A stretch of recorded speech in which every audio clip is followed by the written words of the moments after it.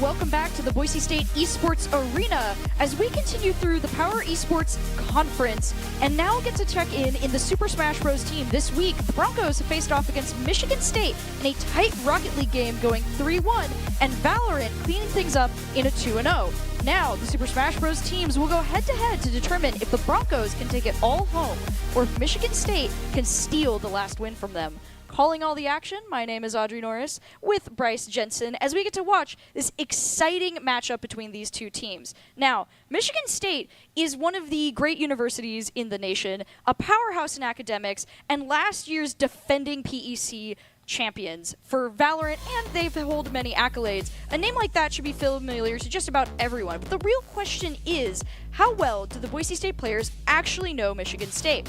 We put them to the test with a few simple questions, and let's just say their answers might surprise you.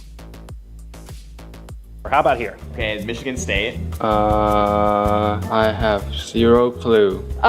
San Jose. Is it Spartans?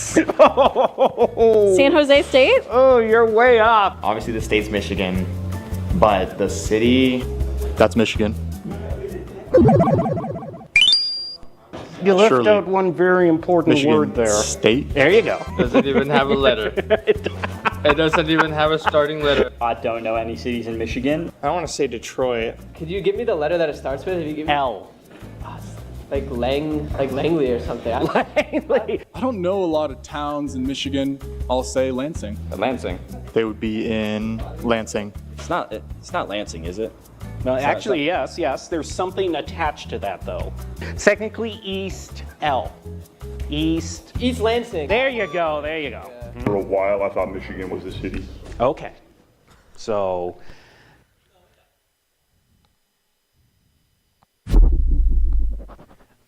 As we've talked about before, at least I talked about when we were in Monday Rocket League, I'm just impressed that they figured out the city. I didn't know any cities in Michigan whatsoever, but that just goes to show that our players are well-versed in their geography and not just their gaming. But as we get ready to jump into the matchup, we get a quick look at our roster for the Broncos here.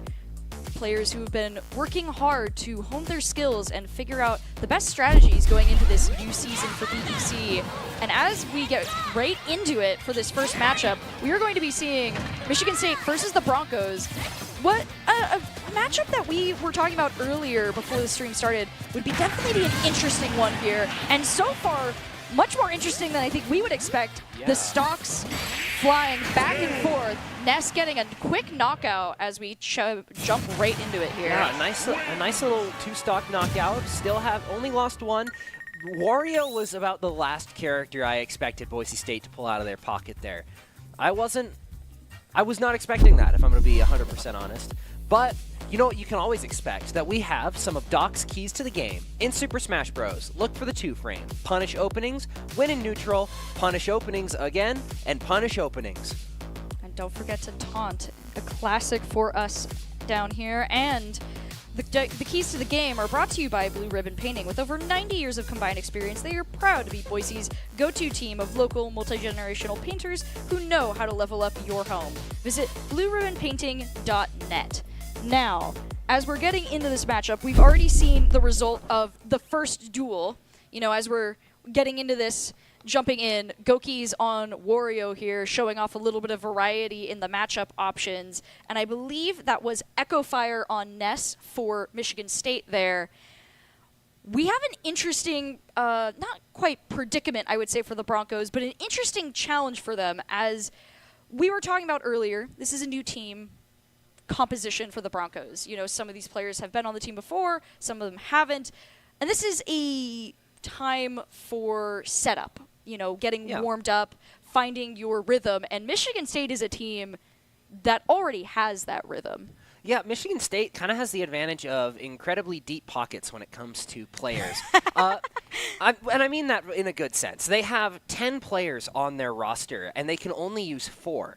They probably have somebody who can take out just about any character on the team, and they've played together for at least a season, too. Boise State finds itself in an interesting spot where a lot of its new members are new to the team, coming back after a season off. So they're still looking for their own rhythm, how they really want to match up. And I do think Michigan State is going to be a really good opponent for them in this. How are they going to attack something that, or how are they going to attack a really good opponent? How are they going to get it done? And most importantly, who's going to go? Yeah. And we just got word that luckily for us, we didn't actually miss the first game. And we will be going into the games shortly, having a little bit of a warm-up there that we get to check in on. But just goes to show, now we know what the Wario pick was about, and that's all good. But it makes sense. But yeah, as we're talking about, right, going into this matchup, it is an opportunity, I would say, not just for the Broncos. Like, looking at, there's so many characters, there's so many counter picks, there's so many options. Whenever there's a level of adversity, right, for a team, that's actually as much an opportunity as it is a challenge to overcome. Because not only do the Broncos get a lot of experience from this, but it gives them an opportunity to surprise. Because anytime you think that someone is going to be on the back foot, they can shock you with an incredible play. We've already seen throughout the Power Esports Conference this year so many schools that in the past had been kind of steamrolling other teams or hadn't been performing as well, breaking out of those norms. And so this is an opportunity for the Broncos to showcase that against one of the teams known to be rather strong and just skilled in the Power Esports Conference world. Yeah, not to mention the fact that the new battle system, the dual battle system, instead of crew, gives an opportunity for teams to maybe not win everything, but still giving them a chance to really claw back a victory, even if they're playing it really close. In all reality, the biggest thing to the dual system is that you want to keep your opponent from scoring points. If you can take 2 stocks and they win, that's still 2 extra points for you. They might have scored 4, but you're still got points on the board. Unlike in the old crew battle system where one team can really just get ahead super fast. You can run away with it, yeah. Yeah, you can really run away with it incredibly quickly. With this new system, you're able to sort of match the tempo a little bit easier, find your better matchups. And I feel like this is going to allow for a lot more creative play out of teams. It's going to result in a lot closer games, and I feel like they're going to play it a lot closer, even though Michigan State might be an incredibly strong team. Yeah, I mean, as we were talking about, we were discussing with one of the coaches, and he pointed out it's not really always about taking every win, but just making sure that you're constantly taking stocks. And as long as you can take enough stocks to keep around the same way, once you get that win, you can change the tempo for your own benefit. Yeah, it's like filling up a pool. You can fill it up just a little bit. And you just keep filling it. That consistency is what's going to win you the day. You might win one round really dominantly, and sure, that's fine. But if you don't get any stocks after that, that win is really useless. So being able to consistently take stocks while denying your opponent's stocks is going to be incredibly important as we move into our first match. And it looks like Mata is going to be on the Pikachu. Let's have a Rob showing up. Yeah.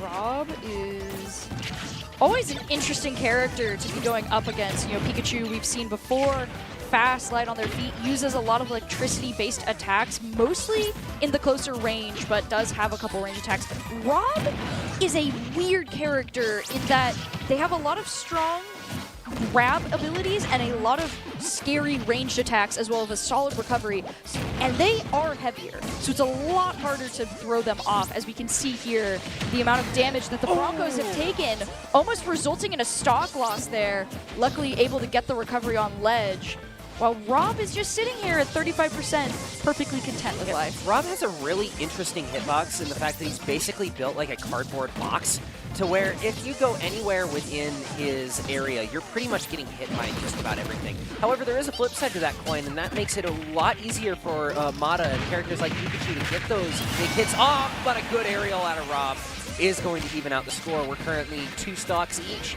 Mata sitting at 0%, while Rob is at 65, and really, this match is going about how I would have expected it to.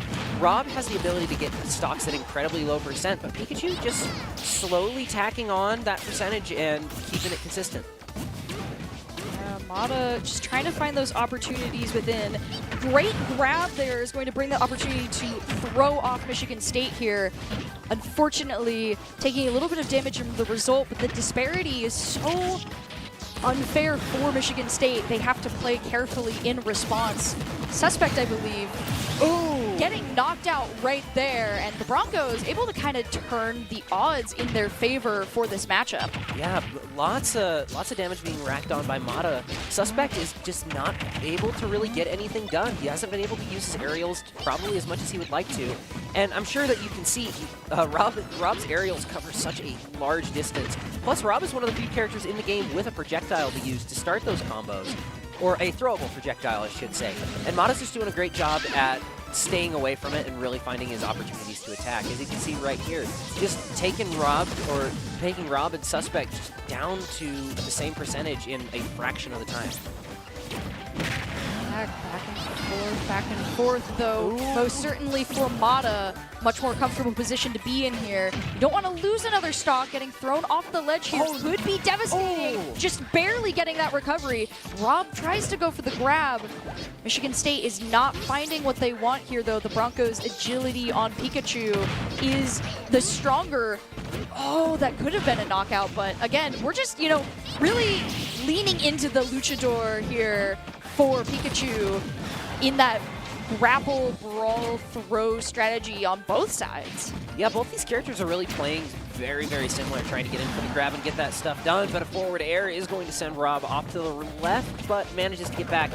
Rob has a recovery that is resource-based, so he does need to be a little bit more careful. Suspect needs to make sure that he's not using it all of the time, so that way he has it for when he needs it. But when you have a character like Pikachu and a player like Mata, he's just going to keep you off the stage for so long. I mean, one good hit could be what knocks out the Broncos here, at least on this stock. Unfortunately for them, Suspect holding strong with Rob. Definitely in a danger zone, but being a heavier character has that room to work with. Mata wants to close this out as fast as possible, but opportunities are low, especially with a powerfully charged laser beam. Going to be the combo, allowing Suspect to take the stock 1-1 here. Yeah, good stock, but unfortunately for him, Mata is definitely in an advantageous spot. You're going to get 2 points on the board, but you're still threatening to lose the win points, which Michigan State really needs in order to kick this one off. Good hit out of Mata, but unfortunately they're not able to find it, but there we go. That will close out the first round with Mata bringing Boise State up 4-2 in the first round. It's different compared to what we were seeing last week. The Broncos finding a little bit more momentum earlier on, and a great spot to be for that first matchup. We were talking about Michigan State just generally strength-wise, so being able to take the win, and also with such a weight disparity between the characters. Normally speaking, it's not impossible, right, for a lighter character in Smash Bros. To beat a heavy character, but it's always an uphill battle because of the damage difference. And what I mean by that, for those that might not be familiar, in Smash Bros, every character has a weight. It affects how much essentially damage means to them. You are launched off the stage based off of how much damage you take, and if you're a heavier character, it takes more damage to knock you off. Conversely, if you're a light character, it takes significantly less. And Pikachu and Rob are on opposite sides of that scale. However, the trade-off that doesn't get talked about enough, though, is that heavyweight characters have a lot longer time to stand up. They're usually a lot slower, and they basically trade off their power for speed. That's essentially what weight is. You trade off a lot of speed for a lot of power, or you trade off a lot of power for a lot of speed. And I feel like the lighter characters, contrary to popular belief, have a lot better chance in these matchups. Take a player like Mata. Plays Pikachu and Greninja almost exclusively, two very, very light characters. We've seen them go up against a lot of players who play very heavy characters. Just on Tuesday, we saw them go up against a Ganondorf who had been playing for New Mexico State or New Mexico for a very long time. The issue is that you just couldn't get out of the combos. Pikachu and Greninja are both incredibly quick characters. They can keep those combos going, keep them going, keep them going, keep them in the air, keep them off stage.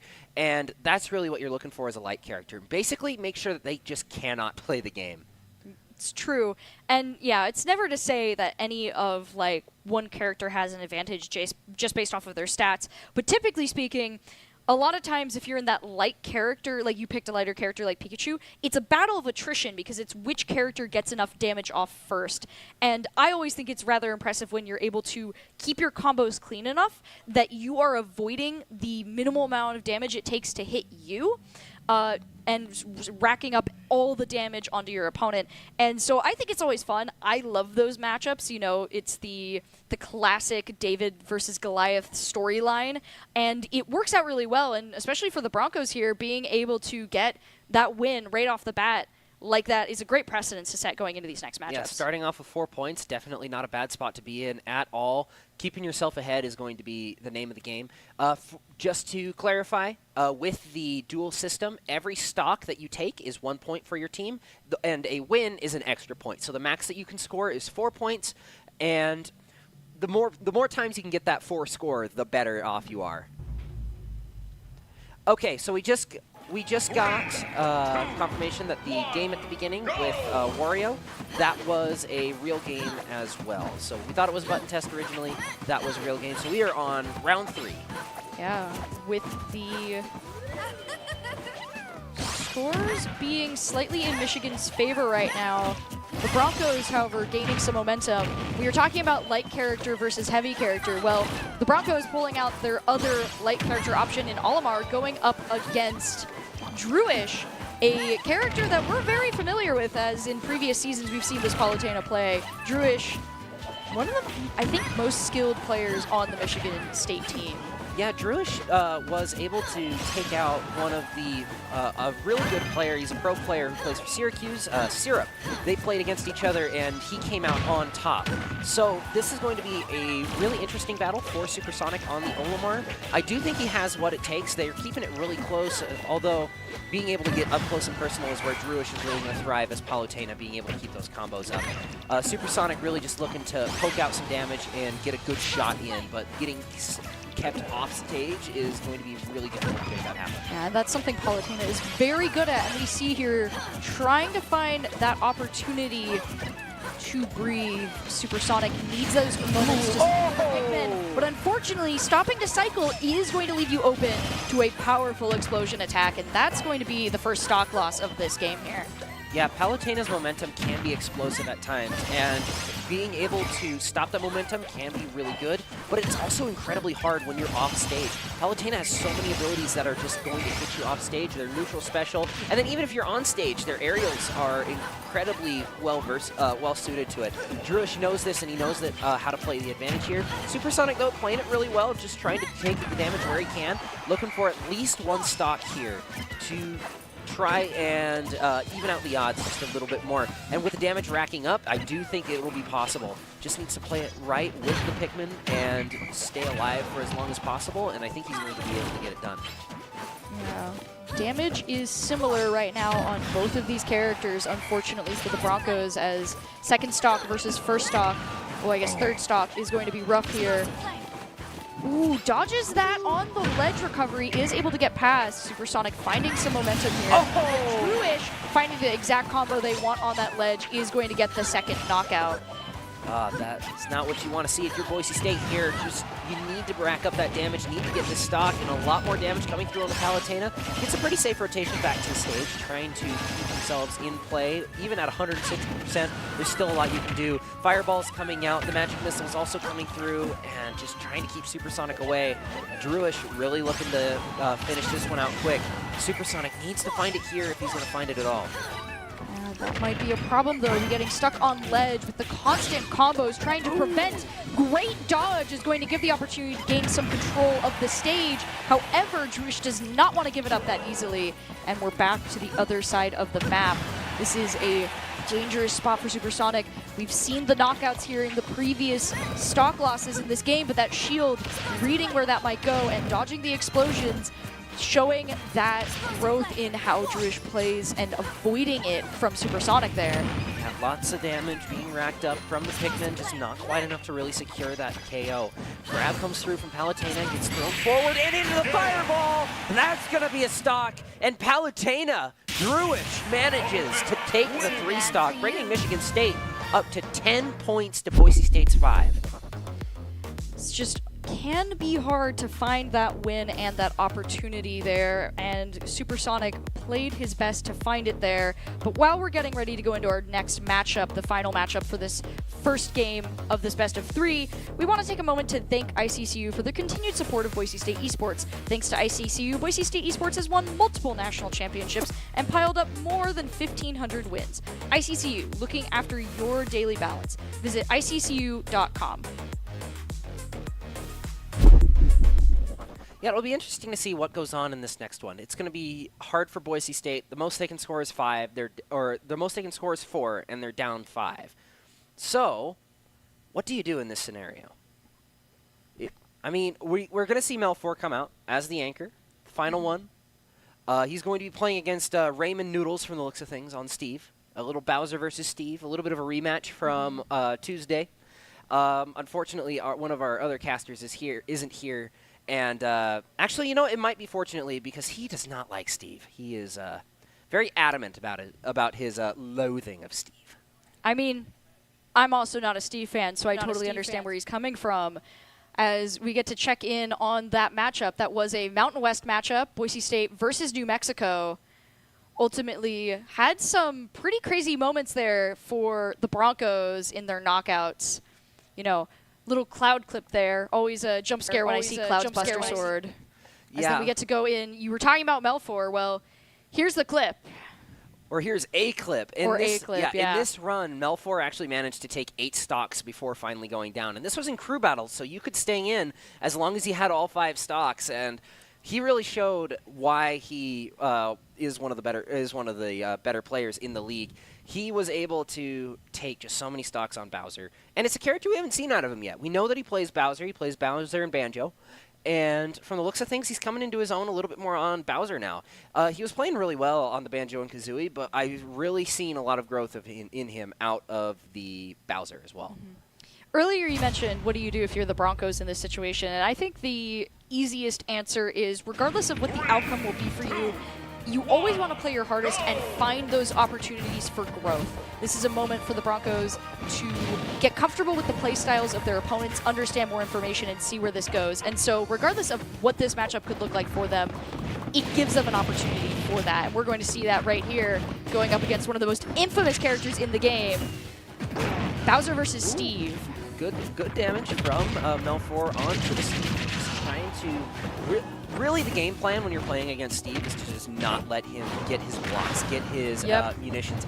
And really, Melfor is doing a really wow, look at that knockout! Stock on the Steve. And really, Steve is kind of the opposite. You want to stay away from these characters that are just going to run you down. You want to have your time to get some stuff done. And unfortunately for Michigan State, they just the haven't minecart! been able to find it. Minecart is able to make a little bit of space, but Melfor right back on the ledge, and the grab is going to close a lot of the space. Bowser has a lot of good opportunities here. We see Melfor is capitalizing on that, using those close-range grab moves that Bowser has, as well as some of the recovery to get in close and surprise Michigan State before they get an opportunity. Though it looks like Michigan State is able to get a little bit of a trick off there, surprising Melfor instead. Yeah, big damage coming through from Melfor. Be able to stay in even at 114%. It's like you were talking about a little bit earlier. The heaviness of a character really shows you how long they can stay up. Even getting hit by a minecart is not going to be enough to take Bowser down, and a good aerial is going to take Steve off to the edge. Not quite enough to kill just yet, but in a dangerous range. Ooh, great read on that. And that's another stock for Boise State. They are going to keep this close. Yeah. Honestly, great read on the Magma block there, knowing what exactly every Steve player wants to do in that moment, and holding on strong, not being knocked out yet, just using powerful attacks to stop the minecarts. Getting hit by the anvil, but it doesn't have enough momentum to knock them in any direction. Right now, Raymond Noodles looking for those stronger weapon options to try and get a little bit more percentage and just power into their swings. It's not happening, though. Melfor refuses to back down until finally knocked out, but having to get over 200% for that to happen. Yeah, it's not a great spot for Raymond Noodles to be. Trying to take him off to the right side, but that's not going to be enough to take down Melfor. Raymond just trying to get something done here. Taking a lot of damage onto Melfor, really looking to get something done. Has the diamond, can make the diamond tools, and that's going to happen, giving just a little bit of space. Melfor wasn't quite able to do it. But the ledge trapping from Melfor is not going to quite go through. Just isn't quite able to get close enough to Steve to really make something work.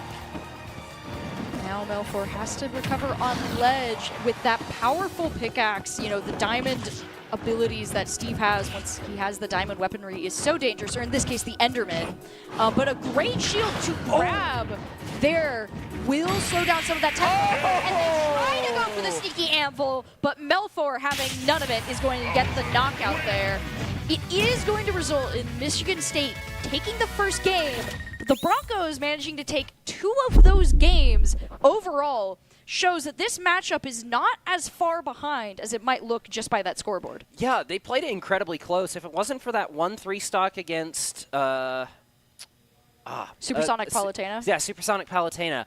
I don't know why I spaced so hard there, but if it wasn't for that one, I think they would have ended up tying it. And overall, it was just great play. Just a few stocks needed to be taken out of Michigan State here and there, and it would have been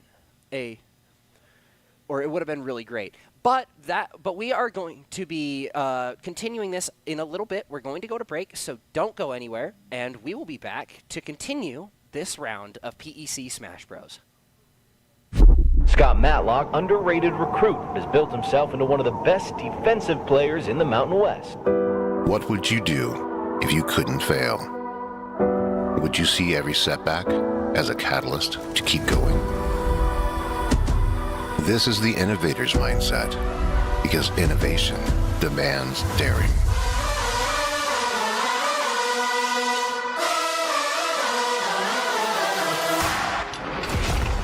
It's finding thousands of ways that don't work, and the one that changes everything. It's when your unrelenting spirit sees the world's needs and says, I will create something better. So, what will you do? Will you let your genius run wild? Give yourself the space to be great? Set your sights on something even bigger, because we know changing the world doesn't happen by chance. It comes out of the blue.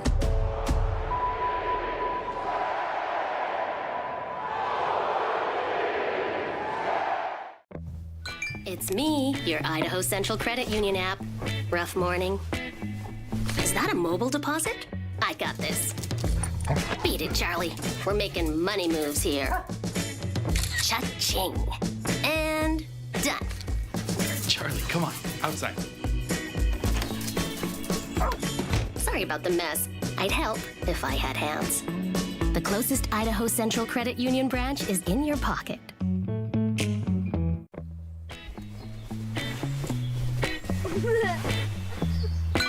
Dave, it's your Idaho Central app. I know this car got you through college, but check this out. In my credit, your credit score looks good. And there's a great rate on this auto loan so we can score a roomier ride. Whoa, who's driving this thing? The closest Idaho Central Credit Union branch is in your pocket. Let me show you what I got. With the Dairy West Fueling Station, we really wanted to create a place that our players could come and be fueled and hydrated in a healthy way, fuel their minds, fuel their bodies so they can compete at the highest level. Dairy West has really allowed us to do that, and we're excited to see what this space turns into. This is only phase one. There's many iterations to come. It's truly unique in college esports, and we're excited to see how that continues to evolve. We're really thankful for Dairy West's support and look forward to continue working with them. Let me show you what I got.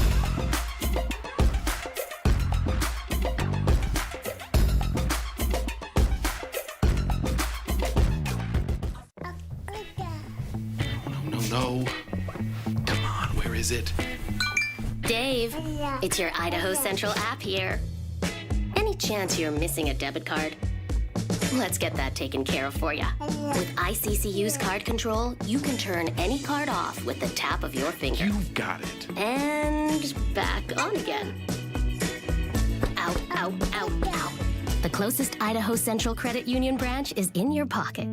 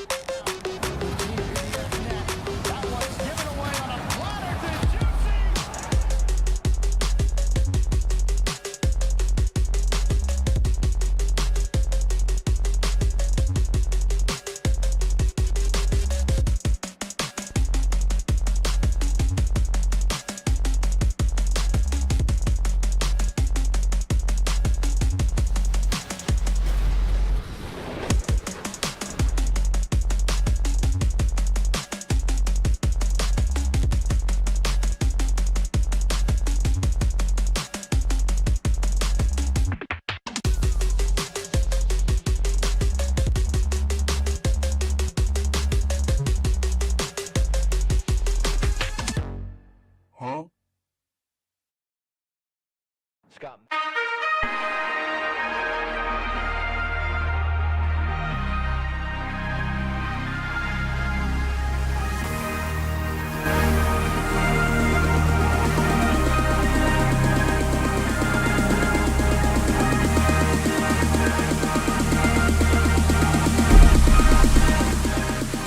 Hello and welcome back to the Boise State Esports Arena as we continue our coverage of tonight's Super Smash Bros. Matchup for the Power Esports Conference are two teams going head-to-head to see who will be able to come out on top tonight. Will Michigan State be able to get one win in this week, or will the Broncos completely shut them down and get wins in all 3 games? Calling all the action, my name is Audrey Norris with Bryce Jensen here to check in on things. Now, when we were streaming earlier, we saw that the Broncos did not take the first game. However, they did win 2 of the 4 matchups that we saw them play in. Yeah, they played it 11-9, which was a great way to start things out. You played it incredibly close.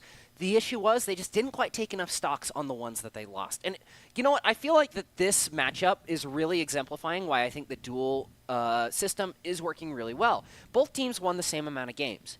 But the fact is, the team that took more stocks overall, or not overall, the team that took more stocks in the games that they lost were the ones that came out on top. And I feel like that's something that Boise State kind of needs to work on, because in a lot of in the 2 games that Michigan State won, they won in a 3-stock fashion and a 2-stock fashion.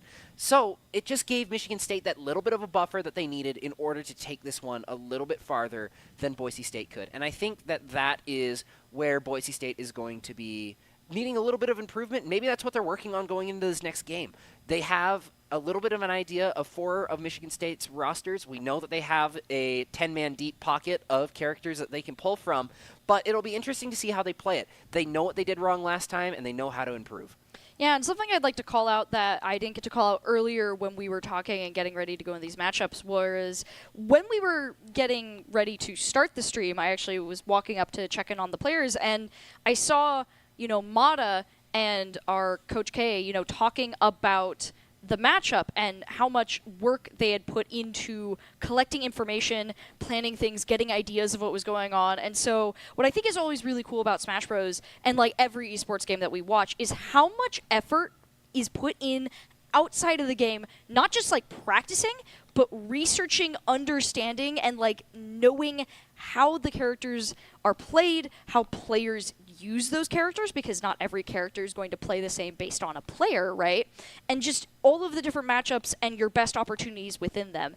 And it's that type of research and effort that really pushes your ability to take stocks and find comfortable matchups. I guarantee that some of the matchups that we saw earlier where Boise State shined were based off of what they were most confident they could take in those fights. Yeah, I feel like having Mata and Melfor in specifically the 2 and the 4 slot was definitely a proctored thing. They put Supersonic and I think it was Gokis, It was right? Gokis, It was yes. Gokis. They put them as their blind picks, which I think was the right call, so that way you could put Melfor and Mata in spots where you know that they're going to be really comfortable. And we saw that in their games. Mata lost 2 stocks against Rob, but still took out the win in the end. Melfor lost 1 stock against Steve, but it was a matchup that we know that he's comfortable with. We've seen him win in that position before, and honestly, I think that he lives rent-free in a lot of Steve players' heads that he plays against, because, I mean, who's going to win? A few flimsy dirt blocks or a giant fire-breathing lizard coming at you at Mach 12? So I do think that it's the right call, but they just need to take a few more stocks on their losing games. Yeah, and so they just have to find that momentum, because it's not always about winning, but sometimes just finding the most opportunities to create an advantage for yourself later down the line. But as we're getting ready to jump into Game 2 of this best of 3, what if you could pursue college or your dream career while serving your country and getting amazing benefits? The Idaho Air National Guard. Just 1 weekend a month, 8 months out of the year. You'll get tuition assistance, signing bonuses, health care, 0 down home loans, and high-tech job training, all while keeping your civilian life, job, and goals right here in Idaho. Whether you're studying, working, or building your future, the Guard enhances it all while giving you leadership skills and lifelong connections. Ready to have it all? The Idaho Air National Guard is your pathway to education, career success, and purpose. Yeah, looks like we have... Oh, nope. That was the lineup from our last game. So it'll be interesting to see if Michigan State makes any alterations to their roster. And, same for Boise State as well. Both teams have more than 4 players, so they can mix and match players just a little bit. But Michigan State, a little bit more. Because when you have... Just a little bit. Just a little bit. It's not like you have 2.5 times the amount of players you need for a roster. That's rookie numbers. You got to bring that up to 3. You got to get 12 players. Yeah.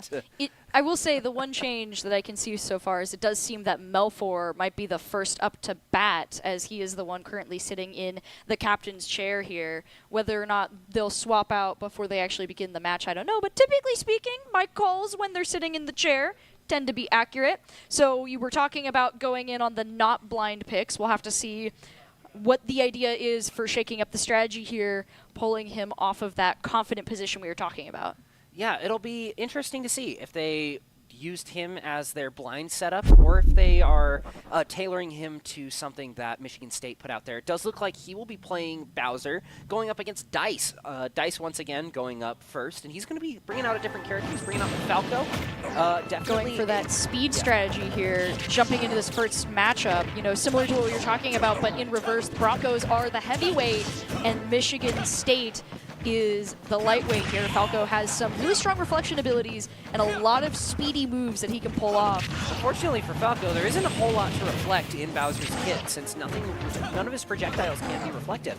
However, that speed is proving to be a little bit of an issue, not really letting Melfor get any of the big hits. Even with that being said, both players are still at very similar percentages. Similar indeed, but getting thrown off the side, going into that recovery moment will be dangerous. We see looking to try and get that spike, and it is going to go through. The Broncos losing their first stock in the result there, as Dice, playing it very carefully here, does not want to give Melfor any room to work with. I mean, you saw what he did to his teammate Steve. He doesn't want any part of it, but unfortunately, he's still going to be whacked across the face by Bowser, taking him off the map. Both players taking their first stocks, still keeping it even. Melfor, though, racking on the damage as Falco comes into play. Yeah, just looking for those opportunities. Shields are very important here for blocking any big damage. We see Michigan State trying to be careful about it, not finding that exact combo that they saw earlier. Dice wanting to try and knock Melfor off the side, and Melfor just hanging strong in the middle, looking for that grab to try and launch them off the side. Or, just a good old overhead swipe to take Michigan State up to the same meal. Dice really struggling to find any good combos, taking a little bit of chip damage here and there, but a spike is going to take Melfor down another stock. Looking at the matchup though, Melfor still in a good spot to take another stock from Dice here. However, Dice getting this combo that he really wanted to the last time is going to bring him to a dangerous scenario. Getting stuck off ledge with Falco has proven to be dangerous. Looking for that spike, but this time Melfor prevails. Able to bring Falco over to the ledge, though. Falco does have some recovery, as we see dashing straight back to the middle. With the percentages so high on both sides, this could be the knockout for the Broncos. And with that, Dice is going to take the first game, only losing a stock. Melfor goes down to the fast feathered bird there. And yeah. I mean, birds do eat lizards. Well, some birds. I don't think they eat lizards like twice or, no, more like 3 times the size of them, but just goes to show you can't underestimate your natural predator there. Falco is it's a character we don't see a lot, but can be a really annoying character to go up against. Yeah, Falco is so fast, and we've been seeing this ever since Falco and Fox have been at it. They're so quick, they can dash through opponents, they can pretty much go under the stage wholly and still make their way back up. They have so much movement, it's a little bit absurd, but at the same time, they also just drop super easy.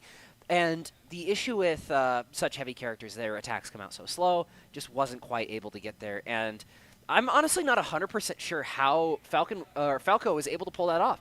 Dice was hitting Melfor in his up special, which has a relatively large hitbox, and I'm honestly surprised that he was able to get as many spikes as he did, but still, really good play out of Dice in a matchup that has proven to be very hard for some others. Yeah, I mean, it's the most effective way to deal with heavies is to get the spike off on them, right? Like, there's a lot of times, if we look at real world, like science, right, of like how gravity works and everything, it's a lot harder to make a heavy thing drop than launch them across the sky, right? And if you're going to try and get any heavy character off the side and knocked out before, you have to knock their percentage all the way up to like 200%, you might as well spike them down off the entire map. Send that thing into the sky. Unless it's a heavy character. Unless it's a heavy then character. it won't work out. Then you can't do that. But they fall so fast, they're just going to go down anyway. Exactly. And just take a page so out of the weird book. thing is about Super Smash Bros. Is that heavy characters actually have the slowest fall speed, which Technically is speaking, kind yeah. of odd. Yeah. Like you'd expect it to be the other way around. Lighter characters have incredibly quick fall speeds, which is like it feels backwards, but yeah. because any fighting game is based off of your ability to react and how quickly, it makes sense for fighting game logic, just not for like real world logic. Yeah, it's like the ton of feathers versus ton of nails argument. Obviously, you'd think that the ton of nails would fall faster because it's nails. Nails are heavier than feathers, but it's still a ton of feathers. I'm not sure how much that would be. So hold on, that analogy only works though if they're like in a bag or something, right? Because otherwise, the bag of nails might still fall faster because feathers have different surface area. Anyway, I can't believe you activated my nerd desire to like get things like accurate, like falling. And we're gonna go straight into the next matchup, which is going to be Mata versus the terrifying Ramen Noodles that we saw earlier, though not as terrifying as we thought potentially. It's going to be Steve versus Greninja here. Greninja, another fast character, has a lot of strong combos in their water shurikens that they can use, and so really wanting to find those opportunities to go against that. This is going to be it's a very interesting matchup here. Not having as many answers to destroying the blocks that Ramen Noodles is going to want to put up. Yeah, and we're starting to see that struggle happen a little bit more. Steve is getting a lot more opportunity to mine for the resources, get what he needs. Mata just hasn't quite been able to find anything just yet in terms of combo starters. Just trying to look for something. Steve managed to get the diamond, has the opportunity to make some of his strongest combo tools. Minecart comes through, backs off, makes Greninja back off. Doesn't really want to finish it off, has a little bit of time left to do it. TNT almost blows him up, but manages to get away just in time. Yeah. Charging, giving an opportunity to charge any range attack in this game can be dangerous, but unfortunately so is that minecart. Going to slam Mata straight in the face and off the map, taking the lead here in the second of this game. Yeah, Steve gonna have to be charged with some vehicular manslaughter after this one. Getting hit head on by the minecart. Good combos coming out of Mata though.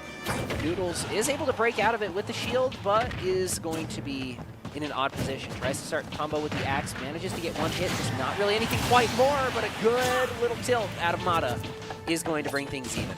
Just a little tilt goes a long way here. Bring it to a semi-even state.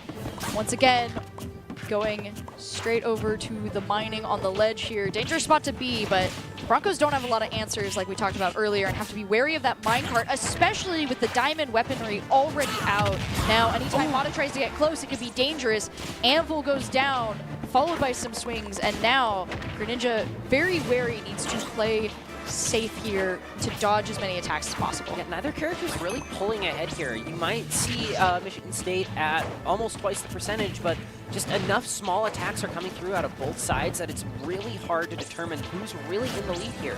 Both characters really relying on those combos to really get started, and neither have really been able to find it just because of the movement tech. Big hit coming out of Noodles, though, is almost out of blocks, doesn't have a lot of room to work with, needs to back off to make the pickaxe. Luckily does have the diamond in order to make the good tools, but Mata is putting enough pressure on him that he's just not really able to do anything, and fresh out of resources, he's going to need to find something to really get his move on. 100%, and on that ledge recovery, not going the direction you would want to launch a player, but Mata still getting the damage off for the Broncos. What just happened? You know, I was about to set up some sort of description, but too many particle effects on screen. I thought we were watching Smash Bros, not Overwatch. Both players losing a stock in that interaction there. Ladies and gentlemen, I believe we are not going to find a better play than that to call your unbottled play of the game. Presented by local dairy farm families. Perform, refuel, recover, repeat. Visit unbottled.com for more information. But you know what I think happened? I think at the same frame Mata hit Noodles off, he used the minecart. And since you're so right. carried him away as Noodles was also getting carried, so it resulted in a double take. What a play out of these characters. Mata taking a little bit of a lead in percentage, being able to get a few more hits off than Noodles, but Noodles not really able to find any of his really good combo starters as of yet. Yeah. However, despite that, Mata racking up the damage, and Michigan State does need to be wary of that. Trying to find some opportunities, low on resources, this could be the opportunity, but the grab is going to go through, forcing the Broncos back. This is actually a really good position here for Mata with so little options with blocks. If one hit goes through, Raymond Noodles cannot recover in the way that Steve normally likes. And that is exactly where the knockout's going to come from. That is exactly what you want to see. Raymond Noodles falls. Steve cannot catch a break today as Mata takes him down for Boise State's first win of the game. Yeah.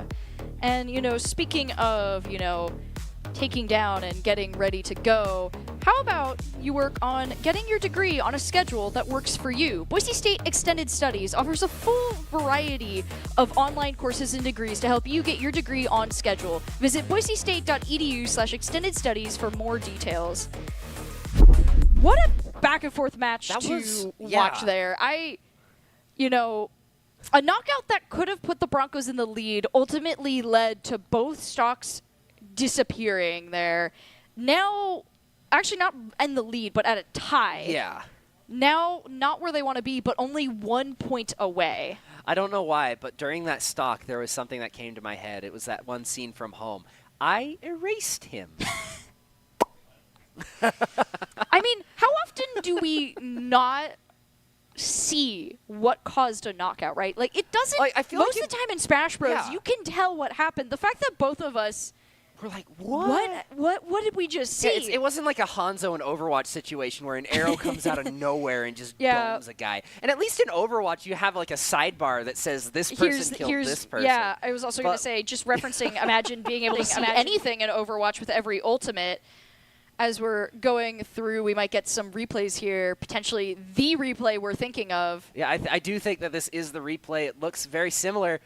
Yeah. Wait a second. I What don't think was it was that? I think it was the fishing hook grab. It might have been a grab because, the trajectory was really funky. Yeah, it was. was If it was the minecart, he would have gone the opposite direction. But Yeah. somehow, both players got launched on the exact same trajectory. It was like a Scorpion scenario. Like, get over here. It's like we need a freeze frame. Like, all right, broadcast can tell we're slow, and they're letting us see the clip again. I appreciate that. yeah, it's like, yeah, it was the fishing. It was the fishing hook. No. What a goofy way to get the stock there. That's not normally what you'd expect from that. But that's enough on that matchup. We've seen it. We've dissected it. We know what happened now. Thank you to broadcast for showing us that clip more than once because we had no idea what was going on. And obviously, you know, we both have glasses for a reason, right? I can't even see with them. But we're going to be going into slow motion. He got him good, but the grab forced him over.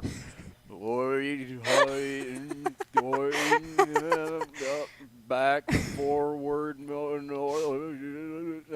don't know how to do the backwards thing. No, you did a good job. You did a good job.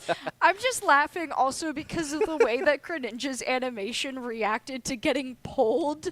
Just it's like yoink, yoink. It's like when you take frogs from their little hidey holes. Like, yeah. Like the like if you ever picked up a frog, they do like this weird like little outstretched hand thing. Oh, I know what you're talking about. I never picked up a frog, but I've seen the videos. Anyway, no more frogs on screen. No more Pokemon. We're on to the next matchup. Supersonic playing Olimar versus Michigan State Ness. Ness from the first matchup that we saw, which is Echo Fire. Echo Fire versus Supersonic here.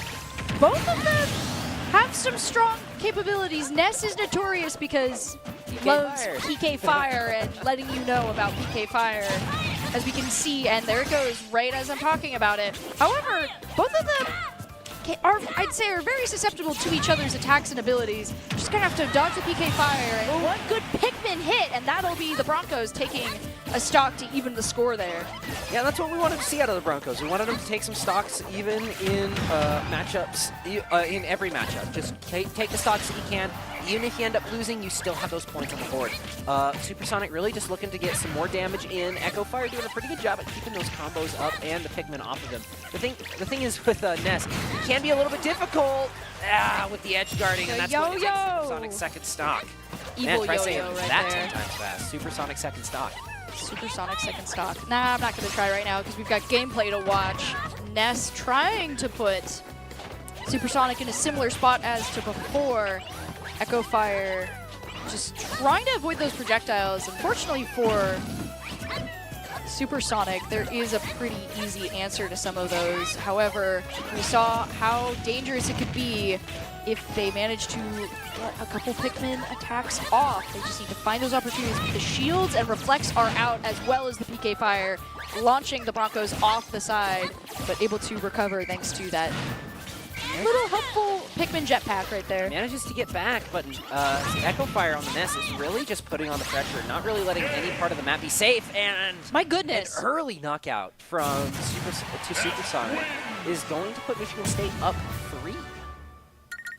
Which, actually no, up 4. Boise State can still tie it though. It's true. This is not something that they're out for happening. Gokis is still able to come back from this, and it's going to be Gokis versus Fair, Snake versus Banjo and Kazooie. Very interesting matchup, I think, that we have upcoming. But yeah, Olimar I think PK Fire is such a good answer to Pikmin, because something we didn't fully get to talk about, but like one of the ways that you deal with Olimar is you get rid of his Pikmin. So any character that has a really strong multi-hit attack with good range can knock them out, and then that causes Olimar to have to refresh them more often than they would like. And because of that, Supersonic just didn't have a lot of opportunities, and we saw some just scary ledge guard, with the yo-yo. Not to mention the fact that a lot of projectiles in this game have a after-hit effect on a player. PK Fire being one of them. If you see the attack go through, it looks like a little bit of a thunderbolt, and then once it hits, it activates the Fire Geyser thing that makes PK Fire. However, every single Pikmin in Olimar's arsenal has a hurt box, which allows those on-hit effects to really take place, meaning that they can block shots from laser fire from Samus and Mii Gunner. They can block sword slashes from characters like Cloud. And overall, you can do a lot of funny things with a spawned hurt box in this game. And another one of those funny things that can happen is all your Pikmin getting burnt to a crisp, sautéed Gordon Ramsay style. And unfortunately, Olimar was not in the mood for grilled vegetables today. Might have been a little too raw, unfortunately. But jumping into the next matchup, we know it's going to be Snake versus Banjo. We can talk strategy on that one and generally what we'll be seeing here. I mean, we've seen a little bit of Snake. Snake is a character all about his utility in the game. He's got a wide range of explosives, and they all explode differently, but they all hurt quite a bit if they land. They all go boom. They all do a lot of damage. Including to Snake. Plus, you can't underestimate the amount of stuff that he can throw. Like, you've seen the, the Moon Knight comic clip where it's like, random stuff, go! Yes. That's what it feels like watching Snake play and playing against a Snake. It just I'm feels almost like, certain you said that last week about Snake. If I had I think I bet. said something different, but I do remember bringing something similar up. But, oh yeah, we just got a notification from AJ, who was a host last week. I did say the same thing, so thank you, AJ, for keeping me in track.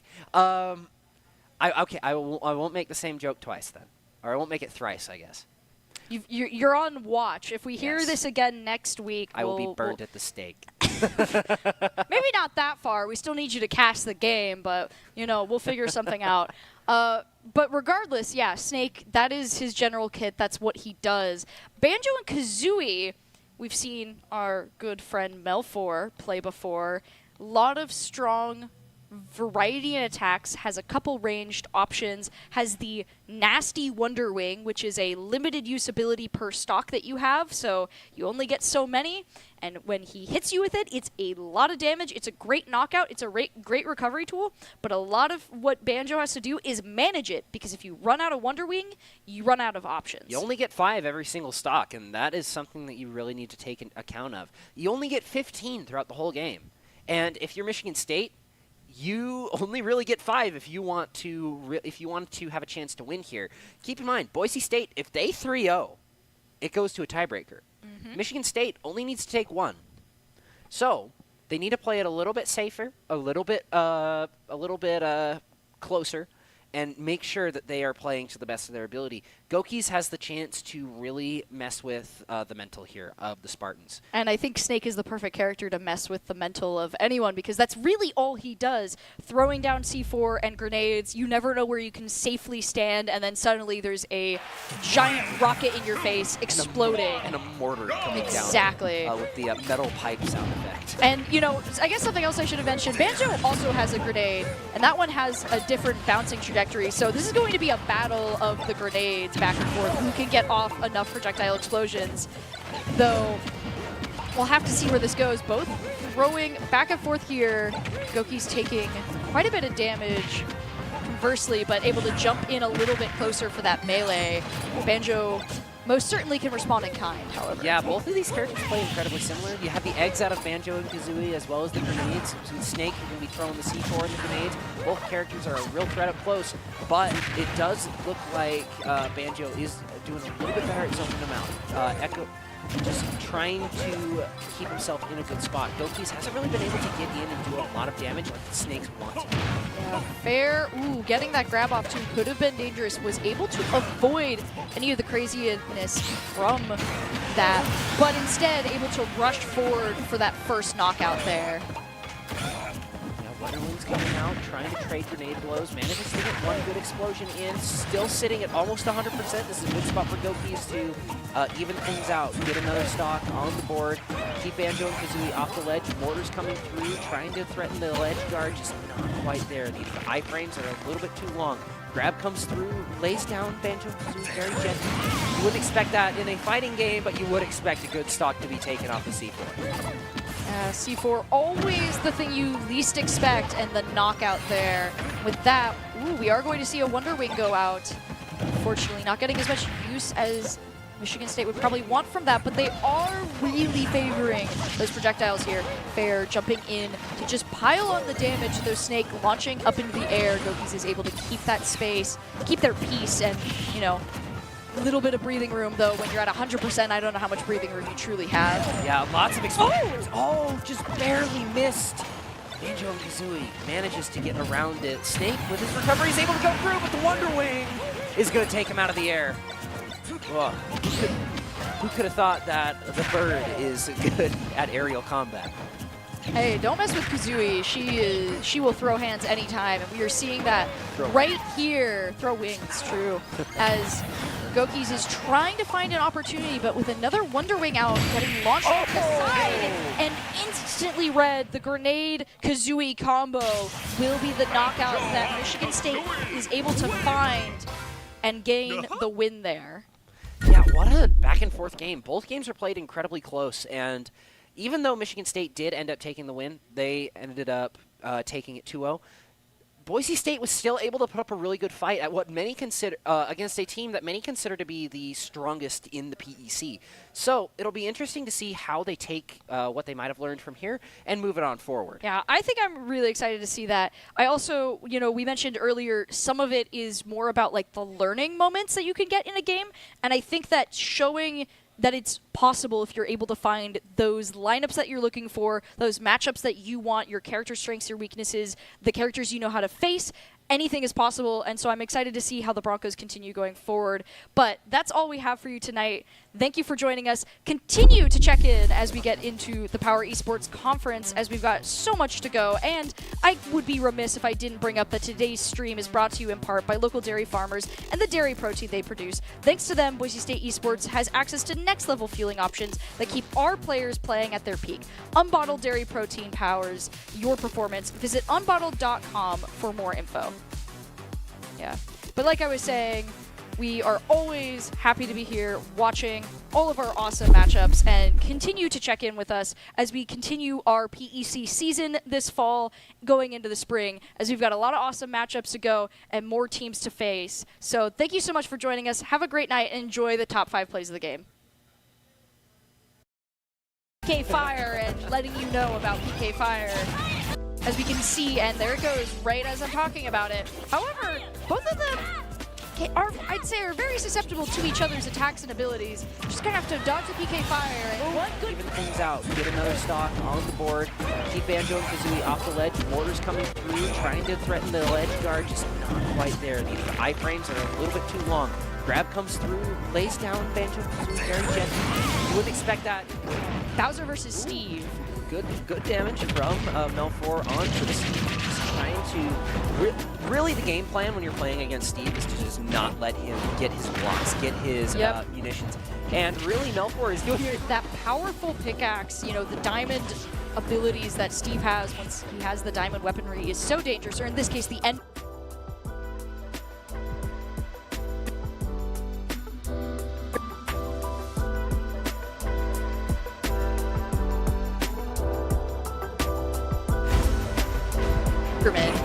But a great shield to grab there will slow down some of that time. And then try to... something to really get his move on.